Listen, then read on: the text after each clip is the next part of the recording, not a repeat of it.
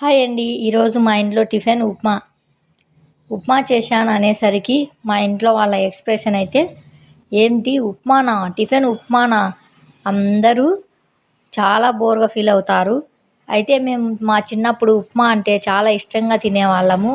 అంతేకాకుండా మా బ్రదర్స్ కూడా చాలా ఇష్టంగా తినేవాళ్ళు. మార్నింగ్ టిఫిన్ మా అమ్మ ఉప్మా చేసి పెడితే, మధ్యాహ్నం మిగిలితే మేము మధ్యాహ్నం అన్నం తినకుండా ఉప్మానే తినేవాళ్ళం. అంత ఇష్టంగా మేము తినేవాళ్ళము.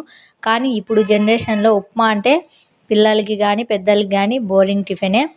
అయితే ఉప్మాలోకి చట్నీ గానీ, పప్పుల పొడి గానీ యేసుకొని తినడం అలవాటైతే నాకు చట్నీ కన్నా ఉప్మాలోకి పప్పుల పొడి తినడమే చాలా ఇష్టము. మీకేది ఇష్టమో కామెంట్ చేయండి.